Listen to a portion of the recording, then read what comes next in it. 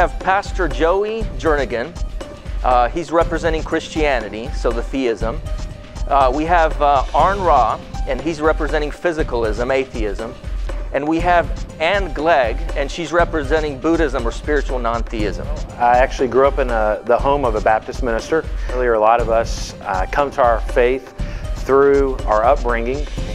My perspective, of course, is going to be diametrically opposed. As far as verifying things to know them to be true, knowledge is demonstrable with measurable accuracy, so if you can't show it, you don't know it. It seems that the discussion is being really framed by the binaries of faith as opposed to reason. In science, there is what is supported by evidence and what is not supported by evidence, and what is not supported by evidence doesn't warrant serious consideration. Therefore, since there is no evidence by your own admission in support of your God, then there is no... You twisted my words, Aron. I did not say there was no evidence. I said there's no incontrovertible evidence for any of us to believe exactly what we believe. No, there is for me. That includes you. There is for me. But Aron seems to have forgotten that there's more to, let's say, religious life than just belief and just faith. So there's not a middle ground. There's not a, well, I'm not convinced there are gods and I'm not convinced there's not gods either. If you're not convinced there's a God, you're atheist. That's it. It's a dichotomy. There's only two options. Aron can try to dance around the issue all he wants, but at the end of the day, Aron is still not even committed enough to his belief system, his worldview, to say beyond a shadow of a doubt that there is no God that exists. That's why he won't. That's why he's re-engineered, if you will, the definition of atheism. You have the rise of religious leadership where they suddenly have laws against, to kill the infidel, to kill the unbeliever on the word of one or two witnesses. Well, we don't really know what the Buddha said exactly. We have the Pali Canon, but that could have, things could have been changed and added. Just like the Bible, we know it's been changed and added many times, and there are many inaccuracies in it and so on.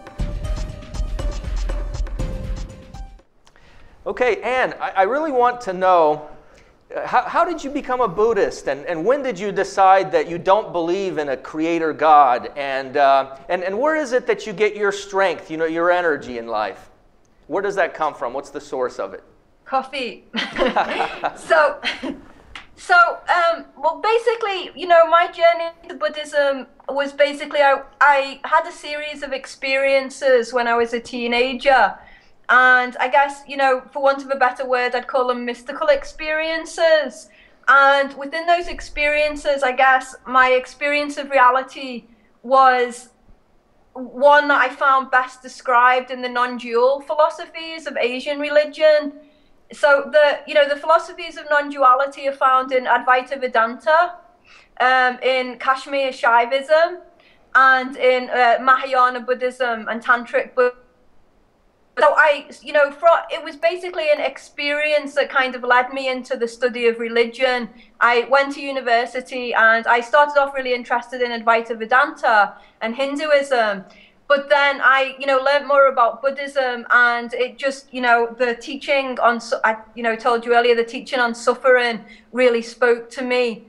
So then I started, practicing in different Buddhist groups, and essentially what I found was that the mind training, the meditations, they were, they kind of proofs in the pudding, right? So that they were kind of delivering the kind of things that the text was kind of promising, So I identify as a Buddhist, but I'm really a pluralist at heart. And I don't believe in holding beliefs rigidly. I think there's a lot of things in Buddhism that, I wouldn't claim could be proven scientifically. I certainly think there's certainly just as in within the Bible, there's things within the Buddhist scriptures that we know are not true. Geographical claims, things like Mount Meru is at the center of the, the cosmology. So I think that I found within Western Buddhism, there's certainly a permission to question things. And essentially my strength comes from, essentially a mixture of my experiences, my teachers, teachers, Buddhist teachers that I meet, how they strike me. And then also a kind of study of the philosophy, which I find very compelling. The Buddhist philosophical vision of the world is very compelling to me. All right. So very good. yeah, that's it. And any what feedback do you have, Aron or Joey? No, for myself, I mean, when I started investigating Hinduism, there was a number of things that I liked about it. I mean, I actually liked the reincarnation thing because that made so much more sense than being judged for eternity by what is a spark of your existence in limited time. If you're reborn, I imagined that, let's say you have a glass and the contents of that glass is yourself. Okay, and then when you pour that glass out into the ocean and then try to scoop it up again, you're not going to get all of what you just poured out. You might get some of it, but you're going to get a mixture of other things too. And so I looked at when I still was a spiritual person, when I still believed there was a supernatural aspect to life, I thought of reincarnation this way. And you have this water that you've gathered out of your cup, and then when you re-scoop it, you've got some of you and some of lots of other things too, things that used to be molds and spores and fungus and houseflies and whatever else mixed in there along with whatever was you. What do you think about people who do have memories of past lives? I mean, that depends. If I were still a believer, if I were still a believer, it would depend on the percentage of which, when you pour yourself out and then you try to scoop yourself back up again, the percentage of you that you managed to get in that cup would be determining on your memories. My Christian chemistry and biology professor explained to me that at its simplest, life is basically chemistry, and the way that she taught her class was completely on chemical basis. There was no room for a supernatural aspect, and I wondered, how does she maintain her Christian beliefs given the lessons that she's teaching at the level that she's teaching? Because we're talking about at the molecular level is the way that she's describing life as a chemical process, and it removed any ability for me to imagine how there could be this integration, this animation of the dead clay with the liquid substance, if that liquid substance simply does not exist. Well, what if existence and life is like the ocean, and we're bits and pieces of it that roll in with the waves? But then, we have to know that I don't think that the Buddhist idea of reincarnation, the early Buddhist anyway, is in any way implying that your personality in its exact form, 100%, goes into... Certainly not. That's not the case at all. I'm sorry, Ann? No, I agree with Ann here. I mean, the Theravada Buddhists, while they may not be completely consistent, she is right. It's not 100%. It's not your entire personality where you are completely reborn into something else. It doesn't work that way in Theravada Buddhism. Yeah, exactly. So in that sense, reincarnation or rebirth, because that's really the correct term for it in Buddhism or in early Buddhism, is it doesn't have to be supernatural. And also, there are Buddhists out there Wait, what? How could it be reborn again if it's not supernatural? Where is this element of self coming from? Supernatural means that it's something that overcomes, that doesn't follow the laws of physics. What I'm arguing is that it also doesn't follow the laws of chemistry. So you're talking about what I'm arguing. You're talking about something that is not made of material components. You're essentially I am talking about something that's made of material components. Okay, in the so same what way element of yourself survives death to be transcended into another body, and you're talking about physical components.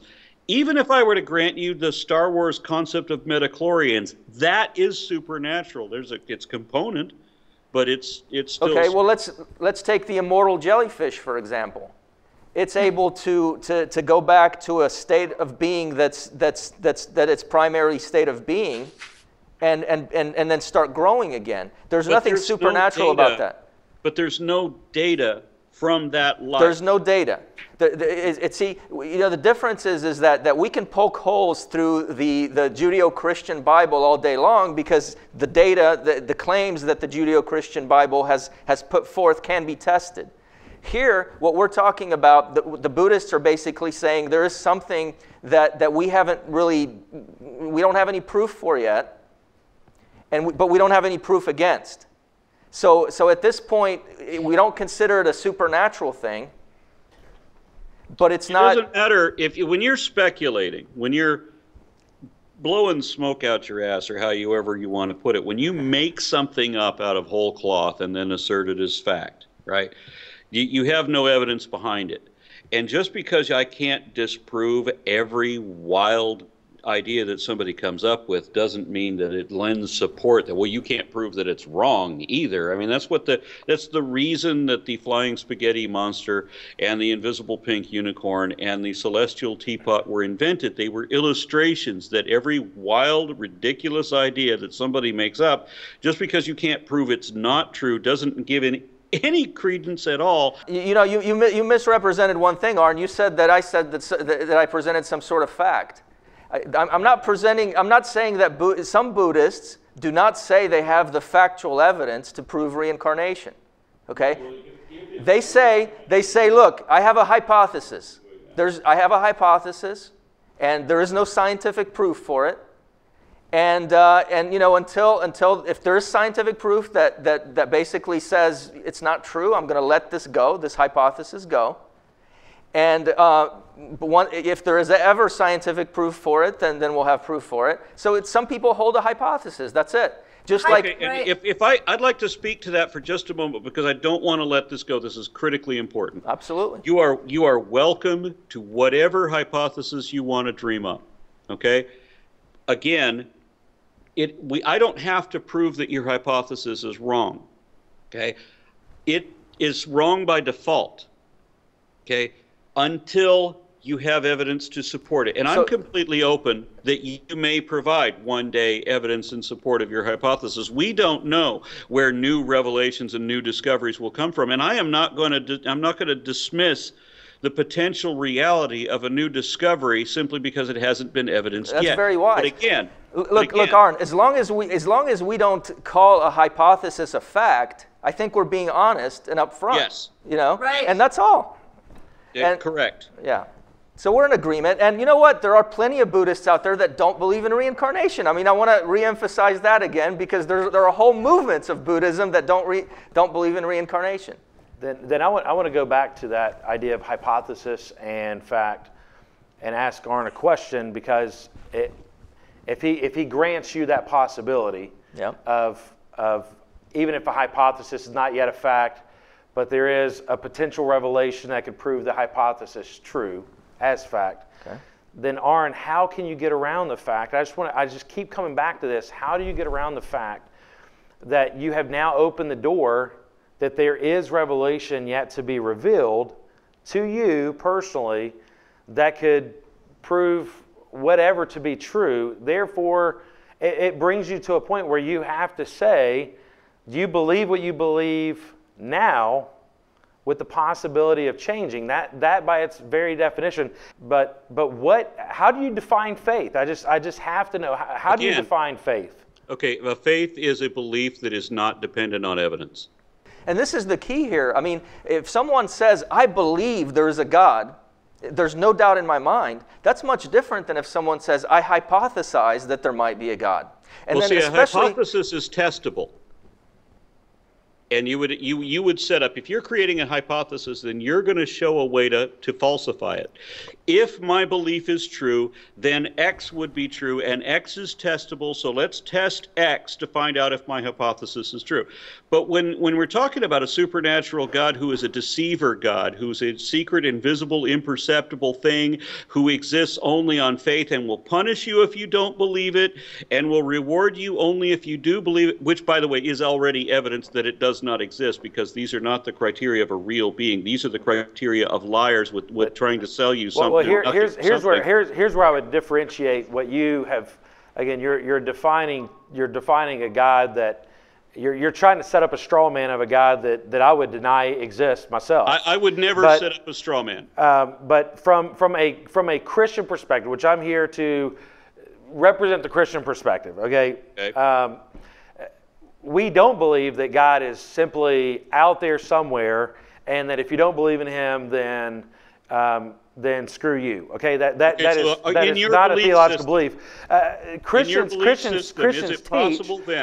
teach, because again, we're coming back to a foundational difference between me and you, and really me and Ann as well, and our host. I would say that because I believe that there is a God that exists, He's personal, He is the Creator, and when I look at what I view as creation, which you would view as purely materialistic, physicalist, when I look at the things that exist... I prefer to call it reality. When you look at reality, when I look at reality, I look at it and I look at reality and I see evidence for a creator. So you see facts that are objectively determinable that only align with your conclusion and no other.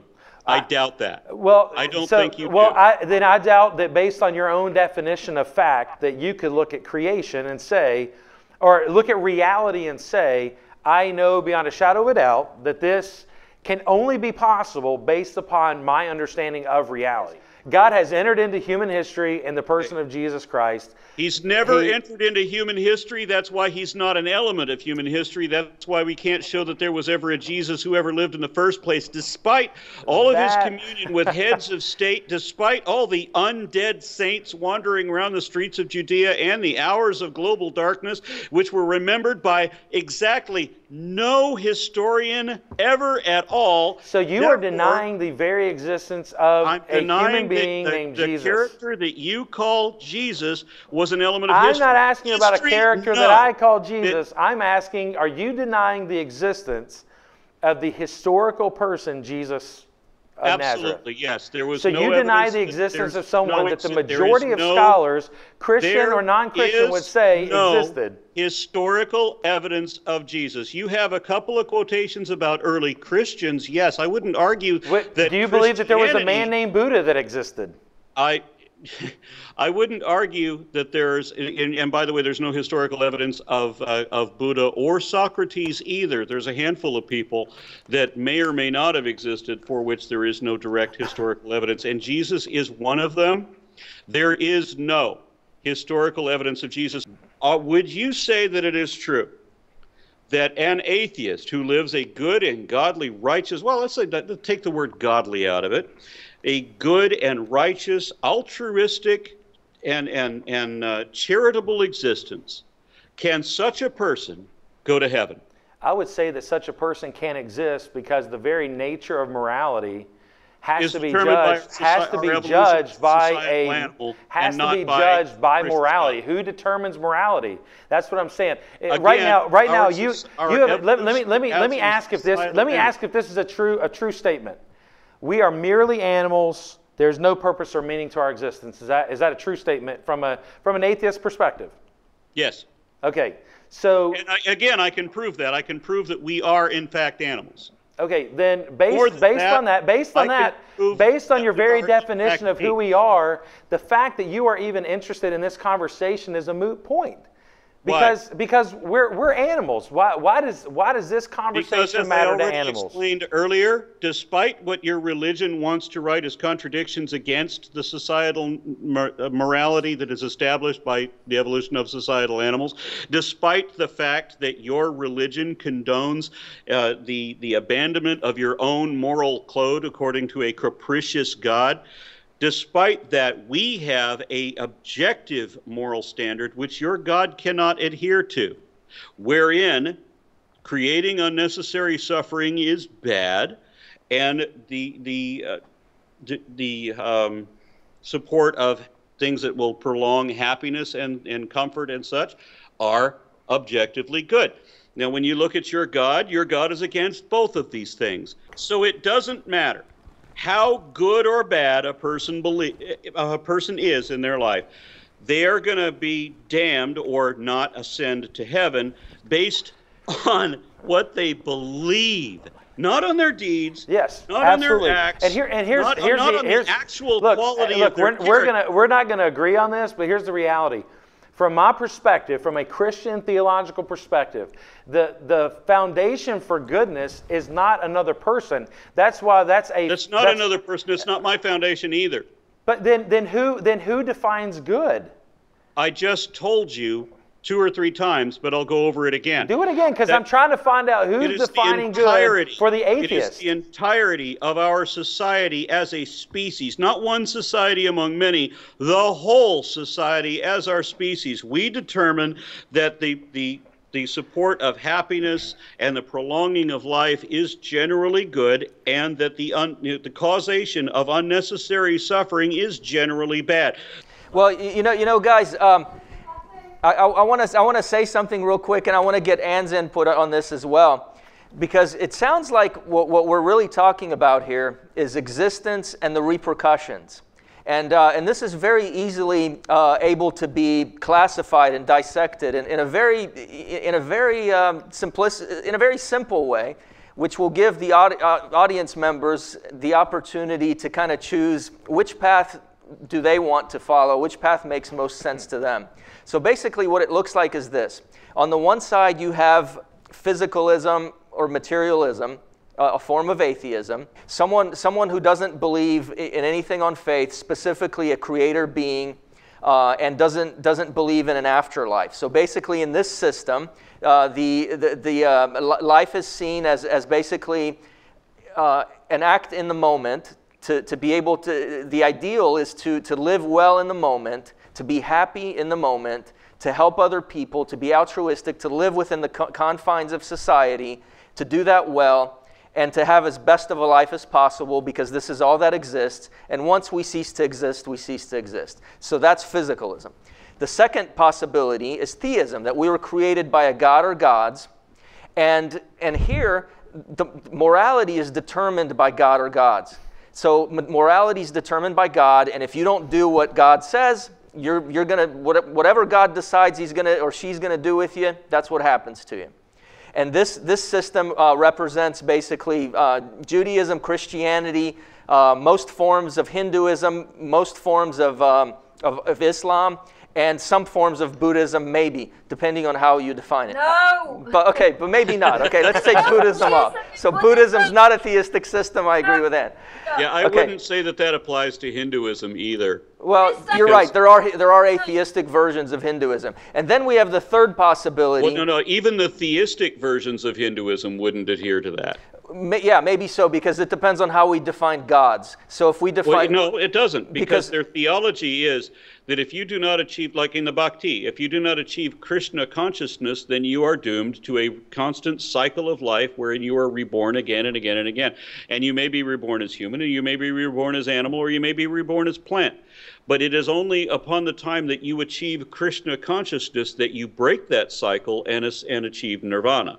Well, in Hinduism, there are definite creator beings, though. There are definite creator deities. So I classify Hinduism as a theistic tradition, because there is somewhere along the point in Hinduism where some creator god does create existence. Right. You have a creator being, but you don't have the type of theology that you were espousing that Western monotheism holds to. Right. It's different, but it's theism, because basically there is a god, and this god has set in motion a cycle of reincarnation. And so basically this God, this creator of existence, has determined that that's how you find happiness, is by living through the cycle of reincarnation in such a way that makes you happy. Okay, and then I'm going to go to the final possibility and its repercussion, and then we're going to let Ann say her, because I know Ann has a lot to say about these things right now. So the third possibility, which I call spiritual non-theism, is where Buddhism fits in, some forms of Jainism. And basically this system says that we were never created by some sort of god or gods. So it's an atheistic system as well. We're basically some sort of wave of cause and effect.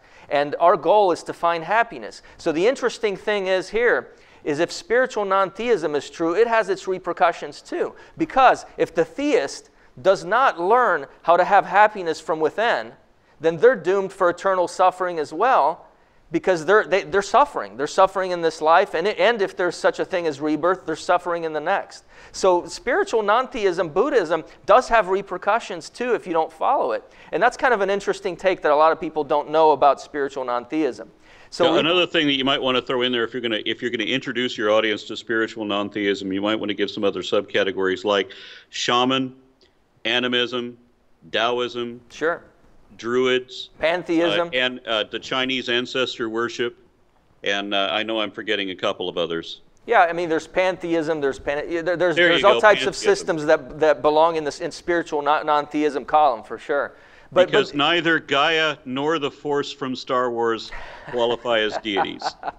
Well, the cool thing about it, though, is knowing these three systems, these three possibilities, people can easily make a choice. I mean, do I really believe in a creator God? No? Well, then I'm either a physicalist or I'm a spiritual non-theist. Do I believe that there's some sort of reincarnation or some sort of rebirth? No, then I'm a physicalist. If I do, hypothesize that might be a possibility, then I'm a spiritual non-theist. Makes it very easy for someone to choose, and it takes away a lot of the smoke and mirrors that we see when discussing these subjects these days, because sometimes when you talk about all the different religions, it's difficult to even know what the religion stands for. They start using keywords and words and woo and all kinds of stuff, so it's crazy. But anyway, Anne, go ahead. There were a couple of things. One was, to refer to the argument happening before. It seemed that, I agree. I don't think that you need to have a concept of a personal creator God for an ethical system. I think that you can have a humanistic ethical system. I don't see any logic problem with that. So I think, to think of atheists as not having an ethics is for me a really bizarre kind of polemic position. And I wouldn't argue that you can't have an ethical system as an atheist.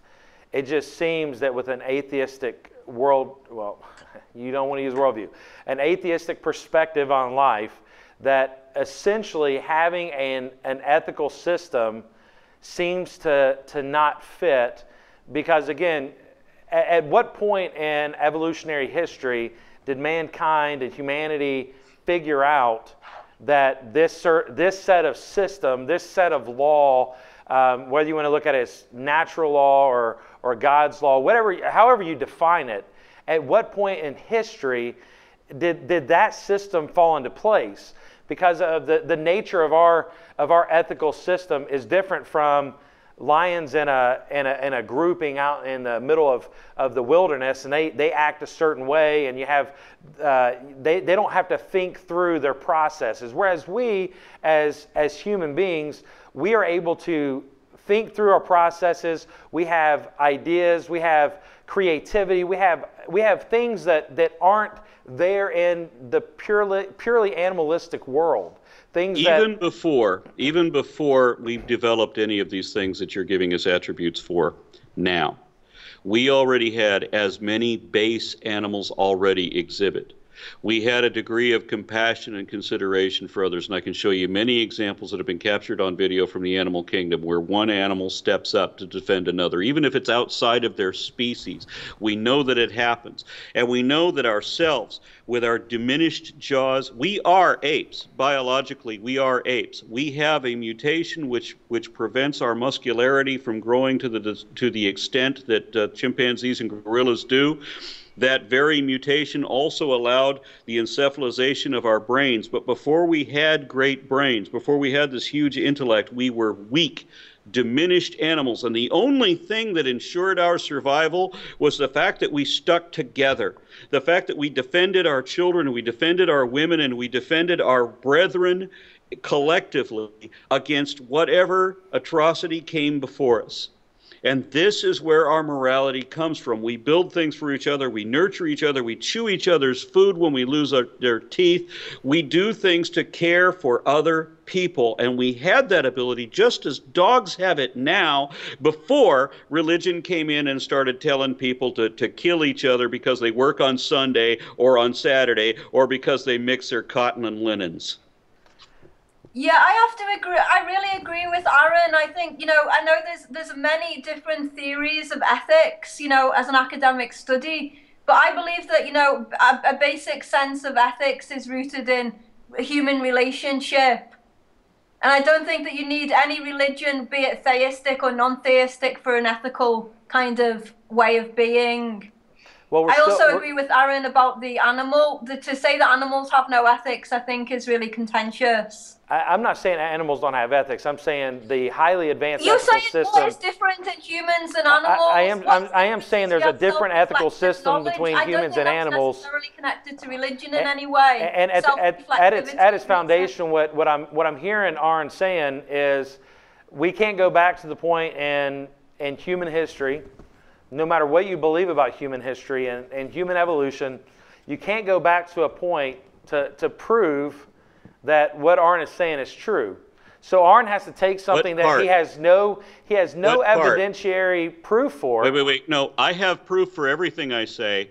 What part do you think I can't defend with evidence? Well, I'm saying, were you there? Were you there at the moment that an ethical system? There wasn't a moment, as I already explained. Okay, were you there to watch the evolution of this take place?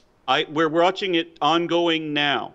Evolution is directly observable in real time today and can be traced by many different methods. We have a twin-nested hierarchy of your evolution. You understand that the phylogenetics of humanity has overturned a classification 300 years old where Carolus Linnaeus, a Christian, by the way, who was a pre-Darwinian Christian, could not understand, and he expressed his concerns to the global scientific community. I challenge you to show me one diagnostic trait by which to distinguish human and ape. For I most assuredly know of none. And so they concocted a next category called Pongo, wherein they put in all of the known apes and then created a separate group for humans.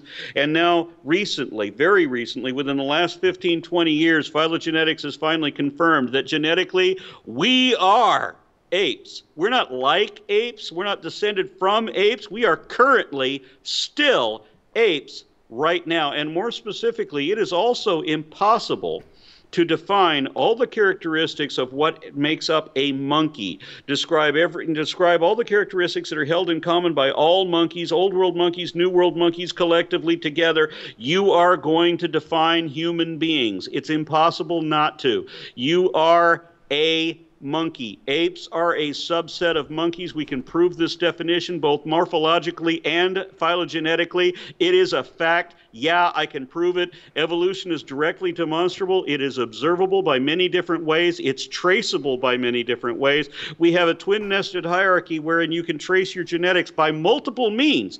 Both of your genes, your conserved genes and your non-coding genes and your endovirus your ERVs, all of these indicate the same thing. You have multiple lines of evidence all indicating the same thing, consistently, unanimously, universally, and then you have a storybook in which you have witches, wizards, giants, and talking animals, which, by the way, fits the definition of a fairy story, in which you have an incantation spell, you have a golem spell, you have people speaking things into different... Did you know that the Aramaic word for I speak into being is abracadabra? Does that sound familiar? Abracadabra. That's what you believe in. A fairy story of magic spells. And let me just ask you this question. Can snakes talk? Can snakes talk? If you believe in a personal God and you believe in the supernatural, then you believe that there is the possibility that a snake can talk. Is it so far-fetched? Aron, is it so far-fetched that according to you, two freaking apes are talking to each other? That's correct. So if two apes can talk to each other, then I don't see the big jump in your own logic that a snake could speak. And so here's what it comes down to. Our host, Mark, wants to know, essentially, what is it that how does this make a difference in our lives? Okay, and for each one of us, the outcome of our particular system, our particular view, has an outcome. And for a Christian, the outcome would be that if you follow an atheistic or spiritual, non-theistic viewpoint, that at the end of the day, it really doesn't matter. Because at the end of the day, if I cease to exist at the moment I die, or in a spiritual, non-theistic perspective, if I continue to exist in some form, but I don't remember, and there's not an ontological connection between the two forms of existence, then at the end of the day, what happens on this earth means absolutely nothing. So well, you're incorrect there, and I'd like to point out exactly why. If you don't believe in prayer, if you are conscious of the fact that prayer does not work, that prayer is useless compared to helping hands, and that the only value that can come of this life is the impact that you have on other people while you live and the way that you've improved their lives. If that's the only way that you can get value, then you will at least achieve value. If instead you so arrogantly believe that your immortality matters more than other people and that you're the reason that the universe exists and that you don't actually have to do anything to help anybody, but you can literally wish upon a star that things will get better for them without doing anything to actually help. You're setting up a false system. You're setting up a straw man, because I can give you. I believe in prayer, but also believe in doing what God has called us to do. So, for example, Thursday afternoon, my wife runs into a family at the park, finds out that the 8-year-old daughter says that they don't have a place to live. They've been kicked out of their house. They're living in their car. So my wife, as a Christian, determines that we need to help them out. So on Thursday afternoon, I go and we went to dinner together. I paid for their dinner. I'm sitting across from the table, talking to them, finding out what's going on. Their car is being repossessed in the parking lot of the restaurant while we're having dinner. So what do? There's another member of our congregation sitting in the same restaurant. The two of us come together. Another follower of Jesus comes together with his wife. We put them in a hotel for a couple nights. We go over on Friday. This is a 4-hour ordeal on Thursday. Go over there on Friday night. Talk them through their options. Here's ways that we have found to help. Now, was I praying for them? Absolutely. Were other people praying for them? Absolutely. But do not imply that I throw up prayers and I expect to not have to do anything, because that, my friend, is a straw man by its very definition. So what you're telling me confirms that I did not use a straw man, and that the only time you were effective is when you used the same methods that I do and that all other atheists do. That's not true, because I would say if we prayed and we were believing it, and again, this goes back to a categorical difference between myself and you, Aron Ra. This is the basic difference. I believe a God exists. I believe He's supernatural.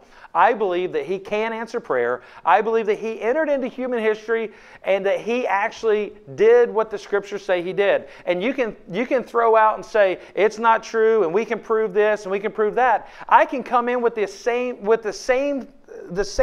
Scripture, and I can say, and sit down with other people and say, have you seen this evidence that counters what Aron's bringing to the table? So we can consider all day long. Actually, yes, you can. There are evidences for what the Scripture teaches. There is evidence that Jesus Christ literally existed. There is not. There is evidence. There are scholars that don't even believe in the God of the Bible. Let me ask you guys this. Because let's say that Jesus did exist. Okay, let's just assume that for a second. How could we ever prove that He did the supernatural things that people say He did? I mean, in what way could that be proven? I mean, even if a physical person named Jesus existed, I don't think testimony of people who are no longer around can prove that the supernatural things, because we can't cross-examine witnesses that are no longer around, right? There is flat out, absolutely not any historical evidence of an historical Jesus. Sorry, there just is not. Well, you can make a statement to the contrary all you want. But the reality is there's plenty of evidence to prove the historical Jesus. The Apostle Paul gave a list of people who actually saw Him post-resurrection and said, if you want to have a conversation with them, this is their name. These are some of the men and women who met Him after He had resurrected. These people did not give their lives for something that they either made up. Can I get in on this? Go ahead, Ann. Okay, I've just got a few questions. The first one is to the pastor. why would you privilege the Bible over other religious scriptures? And why would you privilege many of early Christians over Buddhists or Hindus or Islam or Jewish believers? Like, what makes the Bible so special? All right, we have some really tight time constraints here. So obviously I'm going to agree to disagree with Ann and Aron here, because I have looked at archaeological evidence and historical evidence and just various forms of what Aron would describe as evidence that would support or would cause me to support or reject the Scriptures and what it teaches, and whether or not it's true or false. Okay, Joey, could you give us one example, please? I would say archaeological evidence. There have been numerous times that things that have been declared impossible have actually been, through archaeological digs and those kinds of things, have actually excavated an area and found out that what the Scriptures wrote about, thousands of years prior to it being found, have actually been found to be like what? true. Like the city of Sodom and Gomorrah, let's say, right? That all of a sudden we find a city that looks like Sodom and Gomorrah, right? Well, would that be an example, or? Well, that would be an example. For example, but so let's say we find a city that may have been called Sodom and Gomorrah, but how do we know that it was really supernaturally destroyed?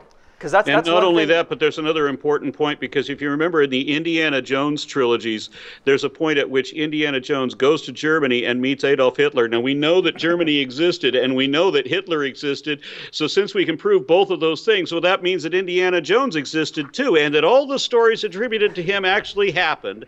And then we also know that the city of Troy has been discovered through archaeological evidence. And would that support any of the beliefs of Hellenism? No, I think not. I think that all of this mythology was based on characters that sometimes were real and places that sometimes were real, and that's just what fiction typically does. And that's what all of the precursor mythologies did also. They talked about real people and real places very often, and then they embellished with a lot of hocus-pocus magic stuff.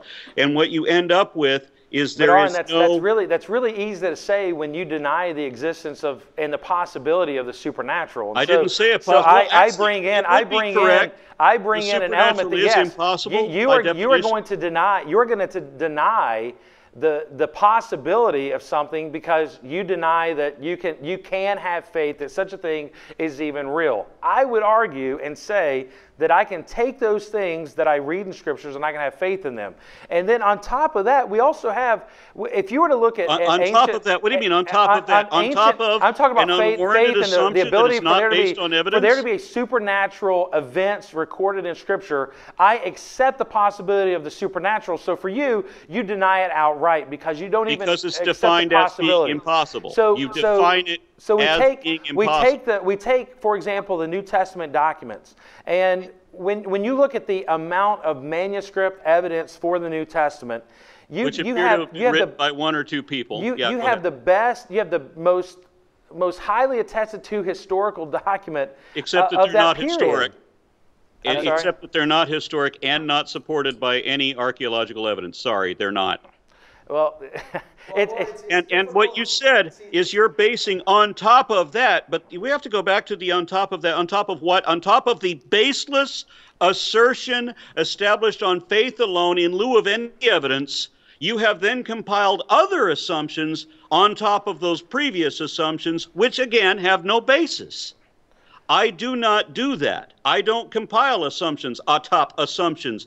I only follow evidence. But that in and of itself is a false statement.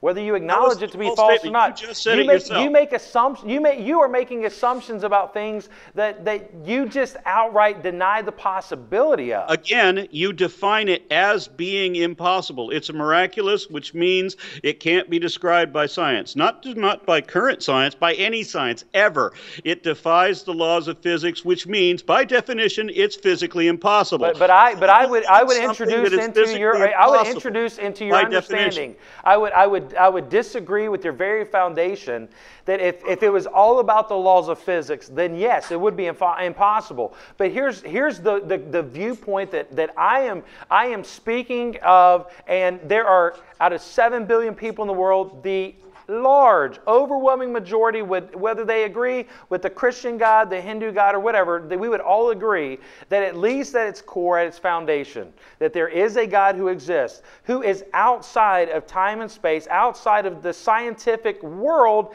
that He created. He is the lawgiver. We have physical laws because God created them. That the majority of the world doesn't have a college education, that the majority of the world can be convinced in the existence of magic of various times, and they will So there you have it, ladies and gentlemen. Aron believes that you are an idiot and you are foolish. No, it's not a matter of intellect, it's a matter of intellectual honesty. And as it a matter is dishonest. It is dishonest. Intellectually dishonest. Hold on, let me finish the statement. To look at all that we have and to say there is nothing behind this. There is no meaning and purpose, but you can live your life. You can live your life for no meaning or purpose, but you can leave behind value that makes no difference.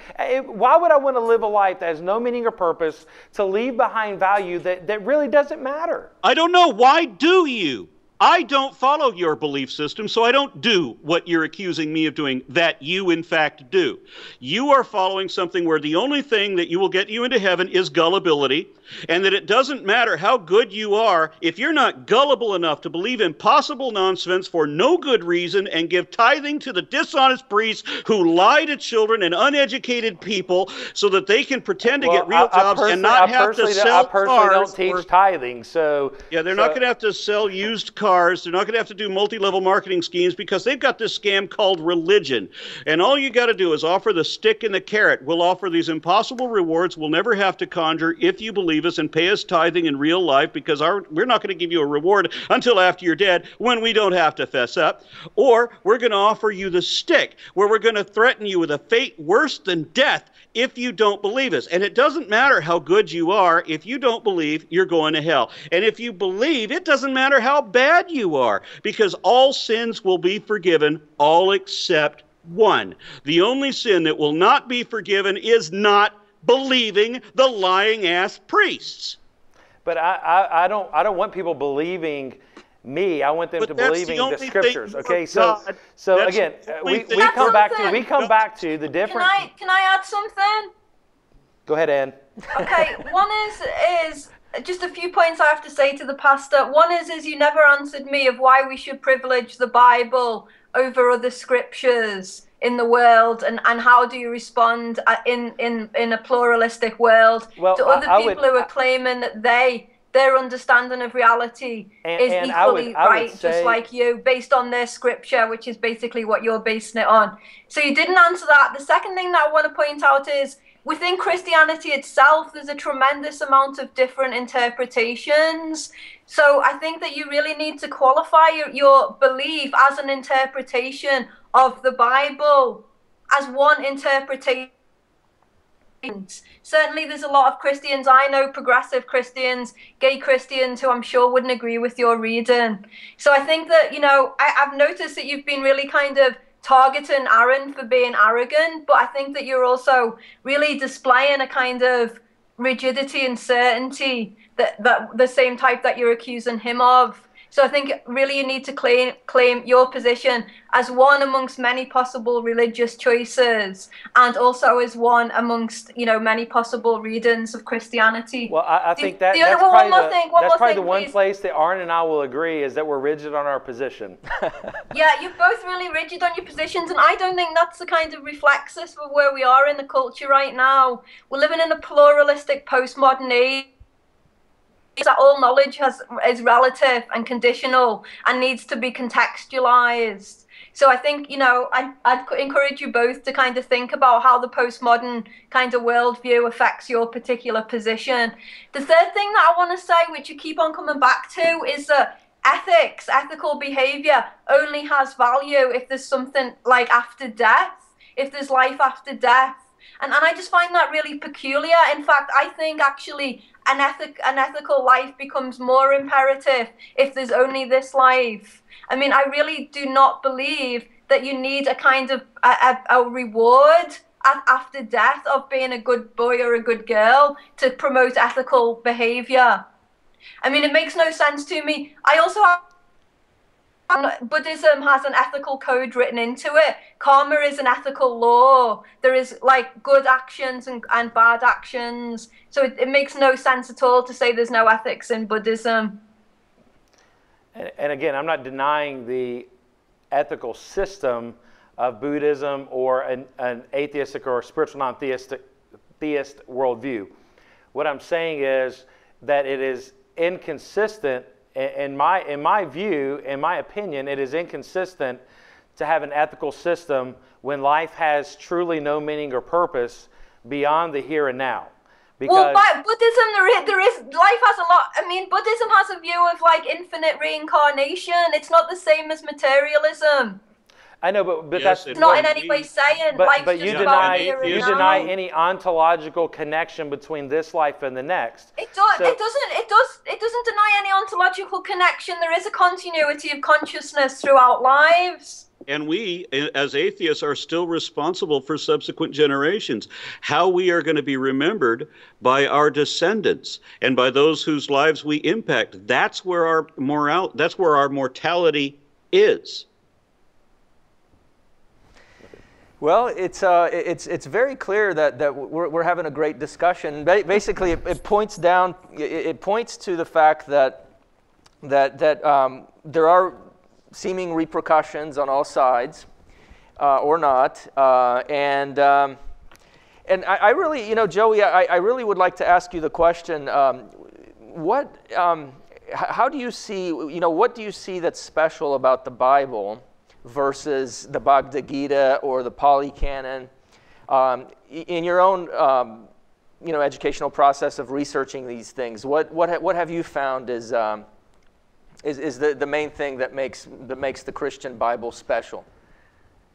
Well, I think one of the things that distinguishes it for me is, again, I'm on a panel with people who disagree with the findings of historians and. Hey, I never said I didn't No. believe in the historic Jesus. No. I'm not talking about. talking about Jesus. I'm talking about historians who have made arguments for the accuracy of the Scriptures as they are there. Historians who would disagree with the people that you're talking about, and these are people with doctoral degrees.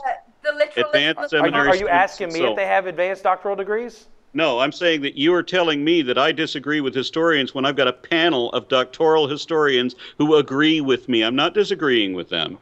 Okay, I'm saying I have a panel of historical of people with degrees as well, doctoral degrees, advanced doctoral degrees, that would take the facts that you have and would come to a different set of conclusions. I would bet not. So we are going to have to start there, but because of that, because of the evidence, I would challenge that you do not.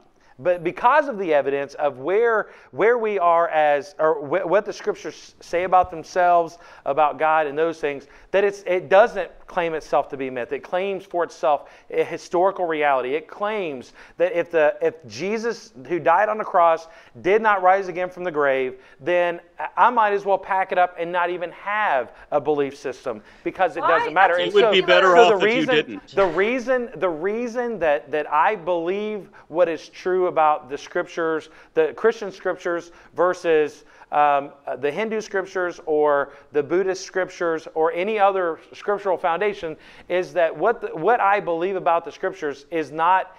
I would never come to the conclusion of what I've heard here today about the teachings of the Pali Canon and those kinds of things as being non-historical and mythological or any of those things, or the same thing that would be said about many of the Hindu Scriptures. The Christian Scriptures don't leave you with the alternative of it's myth. Noah's Ark isn't myth. If Noah's Ark isn't myth, what is myth? How can you say that there's historical proof of Noah's Ark or the Garden of Eden? I mean, We absolutely know for certain. It's ludicrous. We have mythology that disproves the flood. We have meteorology disproves the flood. We have geology disproves the flood. Zoology disproves the flood. Mythology disproves the flood. Well, you know, maybe it's fair to say that theism is basically a faith-based system, because, and you know, and that's fine. Physicalism is a science-based system only. And Buddhism can be one or the other, but a lot of Buddhists tend towards science as well. Is that fair to say? I think so. Absolutely, and that to me is the greatest distinction between I call it worldviews. The worldviews represented here is that there is a faith element that the Christian faith does not deny. It does not move away from. I mean, we believe in things that fall outside of the realm of the scientific method, and we acknowledge that that is the case. We acknowledge that because God is supernatural, that there are things that He can do in human history, in time and space, that do not make sense within the natural world. But as the Creator, as the one who exists outside of it, as the one who created all things, that He has the power. If He has the power to create, then He has at equal time the power to actually do what the Scriptures claim that He has done. Yeah, it's true, but you have to dialogue with the other religions. You've still got the problem of the other scriptures. Why not their gods? Why is your God the right God? Because, I mean, there's still the other religions, the other religious scriptures that you've mentioned, don't claim for them. Even for you guys as Buddhists, do you think the Pali Canon, do you think the teachings of the scriptures that you have as a Buddhist, are there myth? Is there myth involved? Is there thing that was added? Are there things were added after Buddha was on planet Earth? I mean, what are your views on what I would consider canon? Buddhism doesn't put its foundation on books.